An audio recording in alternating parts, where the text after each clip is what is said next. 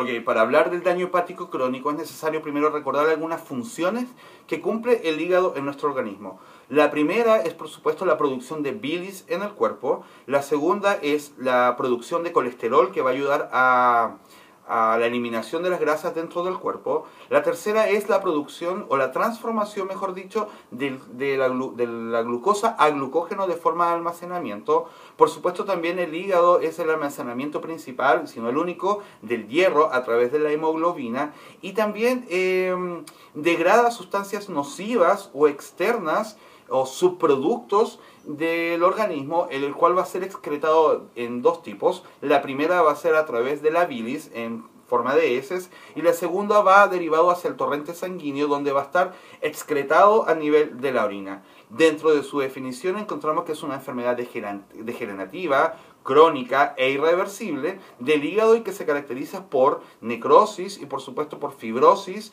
dentro del órgano, nódulos de regeneración que aparecen producto de la inflamación del hígado, lo que produce una alteración obviamente en el sistema hepático y vascular.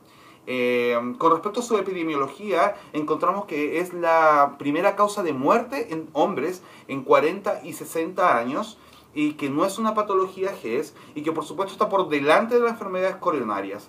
El 50% de los daños hepáticos crónicos corresponden a alcoholismo, cirrosis. También el virus de hepatitis B y C a nivel mundial es la primera causa de daño hepático crónico, esto a través del MinSal.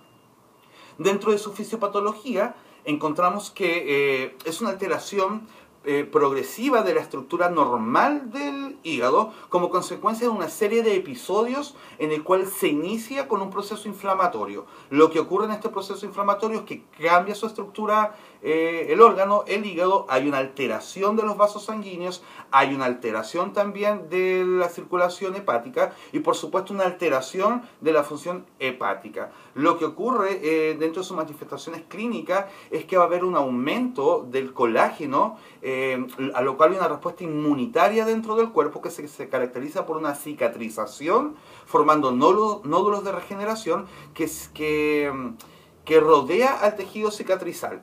Estos nódulos llevan a la inflamación y por supuesto también a la alteración de la arquitectura hepática, y vamos a encontrar unos hepatocitos por supuesto disfuncionales y por consecuencia una insuficiencia hepática. Dentro de sus manifestaciones clínicas vamos a encontrar dos tipos de manifestaciones clínicas, en la cual la primera vamos a tener un paciente con hepatomegalia, un paciente que va a tener ictericia, un paciente que va a tener coluria, va a tener acolia, vamos a tener un paciente que va a tener pérdida de peso, anorexia y por supuesto trastornos de la coagulación.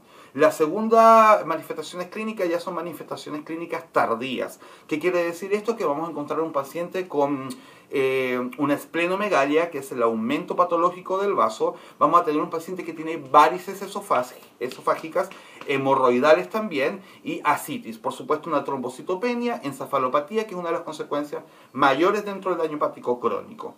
Con respecto a su diagnóstico, ¿qué va a ocurrir con el diagnóstico? ¿De qué forma se va a realizar? Bueno, con una eco abdominal, con obviamente una clínica del paciente, unas pruebas hepáticas y por supuesto pruebas de coagulación.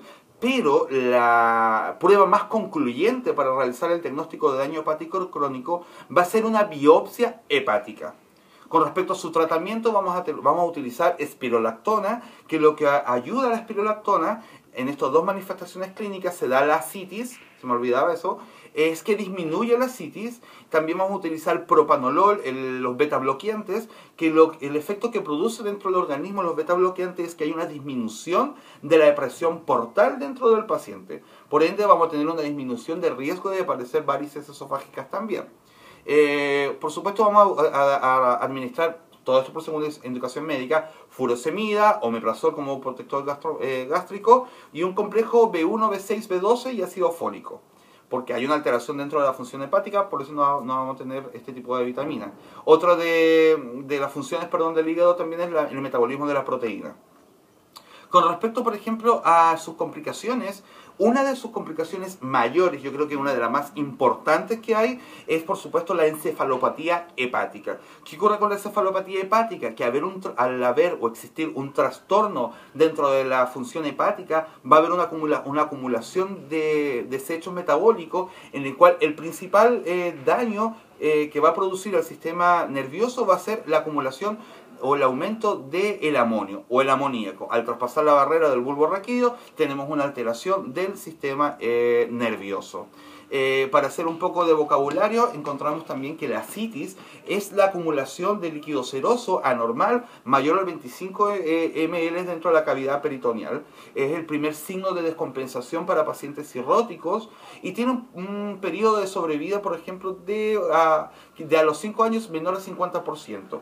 ¿Qué ocurre? En todo paciente con daño hepático crónico que presentó ascitis y ha sido compensada y ha sido con seguimiento, la posibilidad es de un 50% que sea recurrente una ascitis en un periodo de 10 años. Dentro de la esplenomegalia, hablábamos que la esplenomegalia es el aumento patológico del vaso.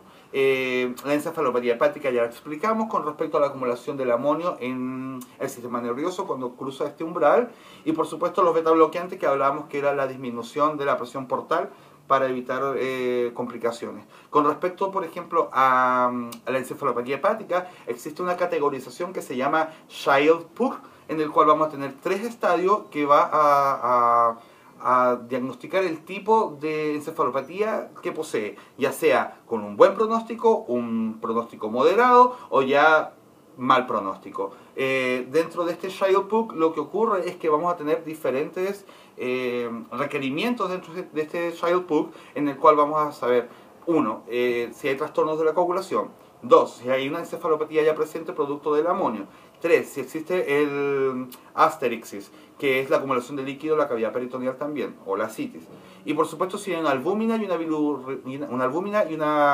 bilirrubina alterada, aumentada. Todas estas categorías van a dar el pronóstico del paciente, de este paciente con esta encefalopatía hepática. Esto con respecto al daño hepático crónico, una patología menos, queda poco.